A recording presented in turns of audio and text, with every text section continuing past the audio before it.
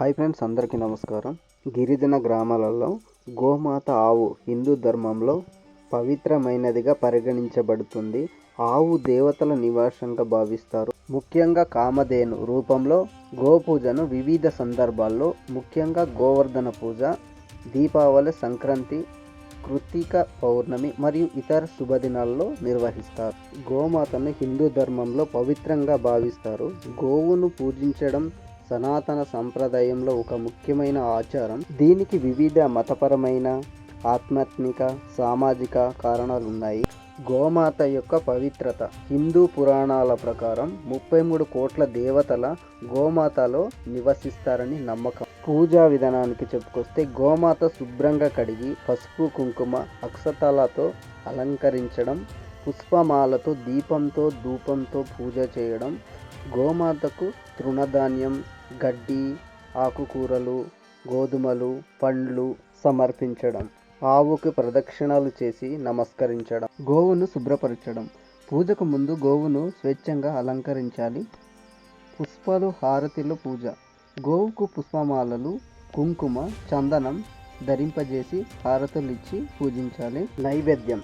గోమాతకు గడ్డి, గోధుమలు, పచ్చి వేపుడు లేదా చక్కెరతో చేసిన నైవేద్యం సమర్పించాలి. గోవు ప్రదక్షిణ. గోవును ప్రదక్షిణగా చుట్టూ పూజించడం శుభంగా భావిస్తారు. గోవుని పూజించడం ద్వారా పుణ్యం లభిస్తుందని, పాపక్షయం జరుగుతుందని విశ్వసిస్తారు. వేద ప్రకారం గోమాతను అన్ని దేవతల నివాసంగా భావిస్తారు. విష్ణు పురాణం, ఋగ్వేదం మొదలైన గ్రంథాల్లో గోవు గొప్పదనం చెప్పబడింది. సామాజిక దృష్టిలో పురాతన కాలం నుండి భారతీయ వ్యవస్థలో గోవుల రక్షణను కీలకంగా భావించారు. గోమాత నుంచి పాలు, నెయ్యి, పెరుగు, మూర్చి, గోమయం, గోమూత్రం మొదలైనవి ఆరోగ్యానికి మేలుగా ఉంటాయని నమ్ముతారు. ఈ గోపూజ చేయడం వల్ల గోపూజ శుభ ఫలితాలు, సకల దేవతల అనుగ్రహం లభిస్తుంది. ఇంట్లో శాంతి, ఐశ్వర్యం, సంతానం కలుగుతాయి.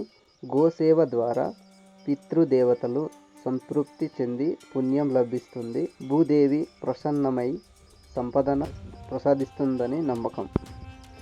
గోమాతను పూజించడం హిందూ సాంప్రదాయంలో పవిత్రమైన కర్మ. ఇది భక్తికి, ధర్మానికి, ఆధ్యాత్మికతకు చిహ్నంగా నిలుస్తుంది. గోసేవను చేయడం వలన దేవతలు కృప, సంపద, ఆరోగ్యం లభిస్తాయని విశ్వసిస్తారు. ఈ యొక్క గిరిజన గ్రామాల ప్రజలు చూశారు కదా ఫ్రెండ్స్. గిరిజన గ్రామాల్లో గోమాత పూజ ఈ విధంగా చేస్తారు. ఈ వీడియోపై మీ అభిప్రాయం ఏంటో కామెంట్ బాక్స్లో కామెంట్ చేయండి. మన ఛానల్ని ఫస్ట్ టైం చూస్తున్న వాళ్ళైతే సబ్స్క్రైబ్ చేసుకోండి.